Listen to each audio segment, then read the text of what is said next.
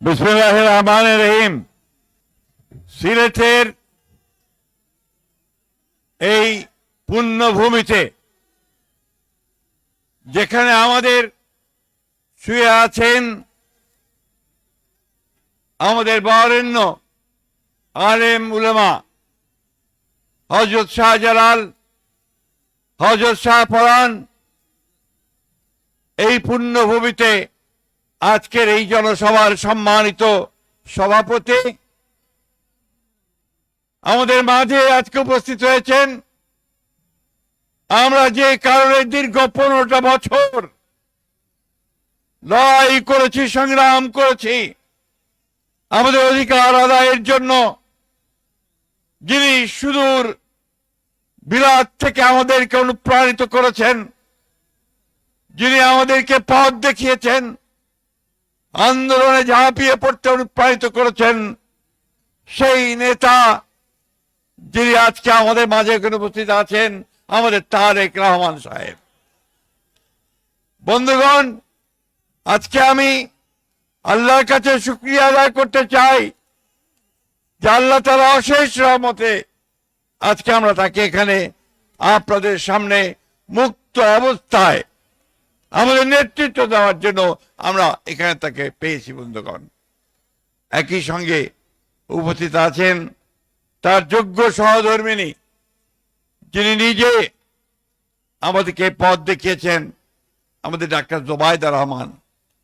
এই সিলেট হচ্ছে সেই সিলেট যেখানে মুক্তিযুদ্ধের সর্বাধিনায়ক এমএজি উসমানীর জন্ম হয়েছে। এই সিলেট হচ্ছে সেই সিলেট যেখানে আপনাদের উন্নয়নের নেতা সাইফুর রহমানের জন্ম হয়েছে। এই সিলেট হচ্ছে সেই সিলেট যে অন্যায়ের বিরুদ্ধে, আধিপত্যবাদের বিরুদ্ধে লড়াই করতে গিয়ে গুম হয়েছেন ইলিয়াস আলীর সিলেট। বন্ধুগণ, দীর্ঘ 15 বছর এই দেশের মানুষ গণতন্ত্রের জন্য প্রাণ দিয়েছে, মিথ্যা মামলা খেয়েছে, গুম হয়েছে, কিন্তু কখনো মাথা নত করেনি। বন্ধুগণ, আপনাদের এই মাঠে অনেকবার আমাদের গণতন্ত্রের মাতা, আমাদের সকলের মা, যে তার সারাটা জীবন লড়াই করেছেন গণতন্ত্রের জন্য, সেই মহিষী নেত্রী দেশনেত্রী বেগম খালেদা জিয়া অনেকবার এখানে এসেছেন। আজকে বারবার সেই কথা মনে পড়ছে। সময় কম, আমি পুরো সময়টাই আমার নেতাকে দিতে চাই। শুধু আপনাদেরকে এইটুকু বলতে চাই, বন্ধুগণ, সব সময় মনে রাখবেন যে বাংলাদেশ জাতীয়তাবাদী দল যে সৃষ্টি করেছিলেন আমাদের স্বাধীনতার ঘোষক শহীদ প্রেসিডেন্ট জিয়াউর রহমান বীরুত্তম, তার মূল দর্শনটাই ছিল বাংলাদেশি জাতীয়তাবাদ। তার দর্শন ছিল উন্নয়ন। ওই পতাকা তিনি তুলে ধরেছিলেন, আর সেই পতাকা পরে দেশনেত্রী বেগম খালেদা জিয়া বহন করে নিয়ে গেছেন। বন্ধুগণ, আজকে সেই পতাকা আমার নেতা তারেক রহমানের হাতে। বন্ধুগণ, আজকে এই পতাকা নিয়ে তারেক রহমান শুরু করেছেন আপনাদের এই সিলেট থেকে তার যাত্রা।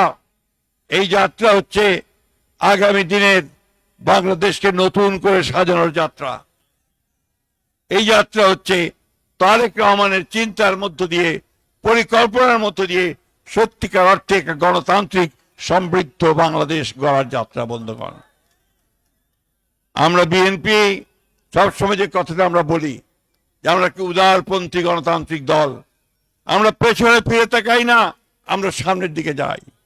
বন্ধুগণ, আজকে একটা দল, রাজনৈতিক দল বিভিন্ন রকম কুৎসারটনা করছে, মিথ্যা কথা বলছে আমাদের নেতাদের বিরুদ্ধে, এমনকি আমাদের নেতা তারেক রহমান সাহেবের বিরুদ্ধেও তারা মিথ্যা রটনা করছে। বন্ধুগণ, এই দলটাকে আপনারা চেনেন?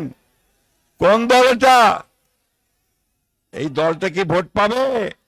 বাংলাদেশে এদের জায়গা আছে? বন্ধুগণ, এরা বাংলাদেশের স্বাধীনতাকে বিশ্বাস করেনি, এরা পাকিস্তানও চায়নি। বন্ধুগণ, আজকে নতুন করে এরা বলতে শুরু করেছে এরা কি আপনার এখন বাংলাদেশ তৈরি করবে নতুন করে। আমাদেরকে সাবধান থাকতে হবে এই সমস্ত দল ব্যক্তিদের হাত থেকে যারা মানুষকে বিভ্রান্ত করতে চায়। আজকে লড়াই এদের বিরুদ্ধে। বন্ধুগণ, আজকে নতুন করে সে লড়াইয়ে আমাদের জয়লাভ করতে হবে। আমাদের তারেক রহমান সাহেব আমাদের যে নেতৃত্ব দিচ্ছেন, সেই নেতৃত্বের অগ্রযাত্রায় সামনে এগিয়ে গিয়ে তারেক রহমান সাহেবকে প্রধানমন্ত্রী করে বাংলাদেশকে আমরা সত্যিকার অর্থেই একটা গণতান্ত্রিক সুখী সমৃদ্ধ বাংলাদেশ গড়ে তুলব ইনশাআল্লাহ। আপনারা সবাই ভালো থাকবেন, সুস্থ থাকবেন। আরে নেতা আছে নাকি, কথা বলেন না কেন? সিলেটবাসী কি স্তব্ধ হয়ে গেছে? তা জোরে বলেন, নেতা আছে? ভবিষ্যতের প্রধানমন্ত্রী কে? আরো জোরে বলতে হবে, ভবিষ্যৎ প্রধানমন্ত্রী কে? আরে জিতবে কে? মার্কা কি? দরকার কি? এই ধরনের শেষকে নিয়ে এগিয়ে চলুন। আসসালামু আলাইকুম, খুদা হাফেজ।